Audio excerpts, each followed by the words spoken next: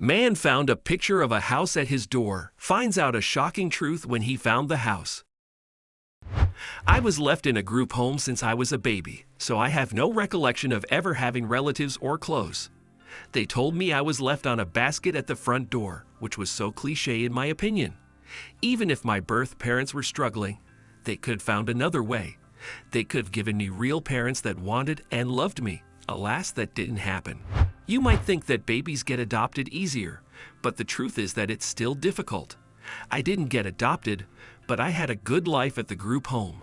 My friend Kyle and I would get into all kinds of shenanigans, and we loved it. We promised to be each other's family when no one else was, and at 17, we started a small business, doing deliveries and errands for the people in our town. At first, we used some bikes which had been donated to the group home, but after a few months, we managed to buy a cheap car, which made things easier. We expanded the business, and soon we were working for 3 small towns. Thanks to our work, Kyle and I rented an apartment, and it felt terrific to be independent and have a home that we could say was truly ours. For the first time ever, we bought ourselves things like a PlayStation. It was a second-hand, older model, but it was amazing. We could finally start enjoying some of the childhood that other kids always got to have. We also enrolled in community college night classes to see if we could become CEOs. We dreamed of being rich, just like many people. I honestly thought my life would not change unless one or both of us married and started our own families. However, I received a strange call the day after I turned 19, and it was from a lawyer. "I'm sorry. Maybe you have the wrong person, sir, but I don't have anyone in my life except for my friend. I don't think someone would leave me anything." I told Mr. Rubenstein on the phone, but the attorney insisted.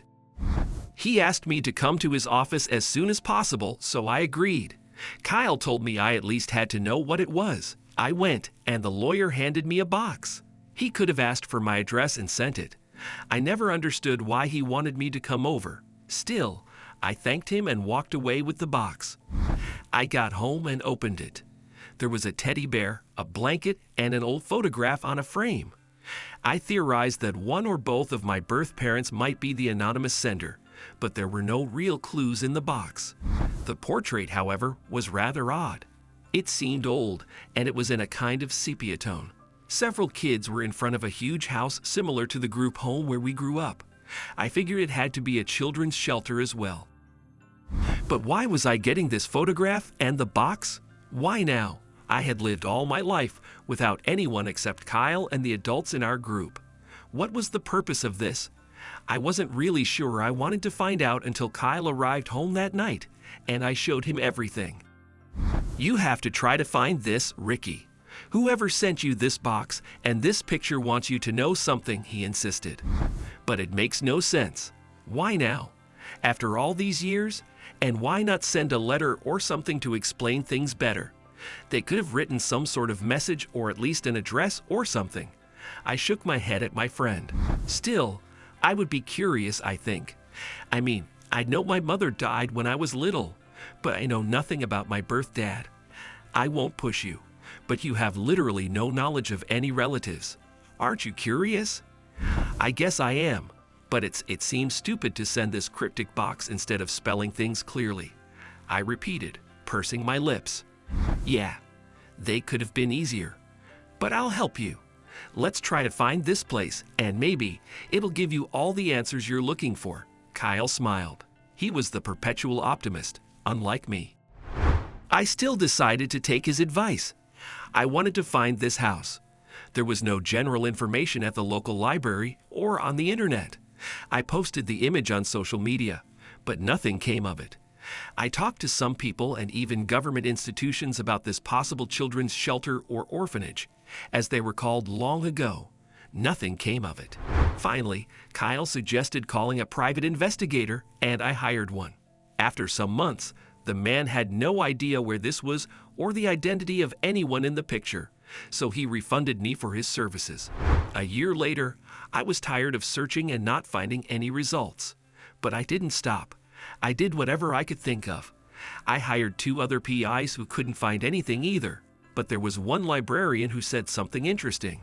"This might not be in America, darling. It looks like a European house. Maybe that's why you haven't had any luck, she suggested, leaving me reeling. How in the world would I find it if it was in Europe? How would I narrow down the search? It's not like I had unlimited money to hire more PAs. I couldn't find it, but for 8 years I tried. I tried to find these places, which Kyle was convinced would lead me to family members. Meanwhile, we were growing our business. We had to compete with giant companies, but people still trusted us greatly in our town and those around it, so it grew. We had offices, warehouses, and trucks by the time I was 27. By then, I had yet to give up but didn't have much hope of finding the house's origins in the portrait. But I placed it on my desk at work, wishing that seeing it throughout the day would give me inspiration and a sense of belonging because I felt somewhat lonely in life. Kyle had gotten married and moved in with his wife. I loved them dearly, and they were now expecting their first. They asked me to be the godfather, and I was so proud. However, living alone was hard, and I dated sometimes, but nothing really stuck. The portrait seemed like my only other connection in life. Kyle knew before me that I needed to find wherever it came from, but it felt awful not being able to discover the answers. I never imagined that putting it in my office would finally lead to the truth. I finally met someone who recognized the photo and had the same one. Anne-Marie, the daughter of an important client who exclusively used our delivery services for their company's products. She had just taken over his father's business and came to meet with me for some reason, except she got distracted. "Why do you have this picture here?" she asked, her eyes squinting at me. She had just sat on the chair opposite mine on my desk, and instead of getting right down to business, she hit with that question. "Excuse me? Have you seen this picture before?" I wondered, squinting right back at her. "Yes, that's a picture of my grandmother, Lucille, and other kids, I guess," Anne-Marie replied, shrugging. "I saw it among her things long ago. I asked her about it once." "What did she say? Can I talk to her too?" I immediately interrupted. "Grandma died a few years ago, but she told me it was taken at the orphanage in Eastern Europe where she grew up." Anne-Marie answered, "So why do you have it?" I tried my best to explain the situation and the last 8 years of my life. She didn't have a lot of answers, but she called her father, who knew exactly where that building was located. "My dad says that the group home is still working and has been run by the same family for over 80 years. Anne-Marie said after calling her father, "Do you think, maybe, you and I are related? Maybe we're family if someone gave you this picture and I have this picture too." I didn't want to hope, and I was right not to because we took a DNA test and Anne-Marie and I were not related. But now I had more questions than answers, so I got the exact address of the place and used my savings to book a plane ticket. I met the director, Willa, of the group home when I arrived. Fortunately, she spoke a little English with a broken accent. She had been working there for many years, as she also lived there. I showed her the picture I had, but she couldn't recognize any of the kids, not even Lucille. My mother would have recognized each child here, but she is gone now. "I started working here around 30 years ago," she said apologetically.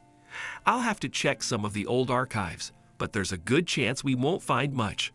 This is a family-run place, and years ago, you didn't have to document much." "I'll appreciate any help you can give me," I started, but my eyes focused on something. It was a framed thank you note on her desk. "Wait, your last name is Novik?" "Yes," she nodded. "Me too," I continued. "Oh, well, that's a common name here. But if you have this picture, you see this man here?" she asked, pointing at the man next to the children. "You only asked me about the kids before, not the adults. That's my grandfather. He founded this place. His last name is also Novik, of course. My father kept it running and made it better, thanks to my mother. I followed their tradition. Could I be related to you? If you don't know your parents, there's really only one way to find out," Willa said, and I nodded. I needed another DNA test, and this time I waited with bated breath to find out the truth. I had been disappointed when the DNA test with Anne-Marie came back with nothing, but it seemed more plausible this time. To our shock, Willa's grandfather, the man in the picture, was most likely my great-grandfather because Willa was my cousin. Perhaps a first cousin once removed, or perhaps a second cousin, but a cousin nonetheless.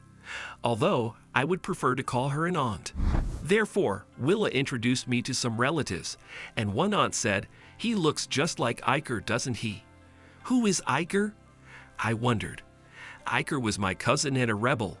What do you call it? The black sheep of the family, Willa added. He left many years ago for America when I was a little girl. Oh, wait. Wow, I didn't see that before. But Aunt Danica is right. She looked at me with wide eyes, and everyone else did too. None of them had seen or heard of Iker in many, many years. A feeling in my chest grew, but I didn't know what to do. I finally found family. I had actual relatives, a whole side of the family. But was that enough? Tell us what you think, and share this story with your friends. It might inspire them and brighten their day.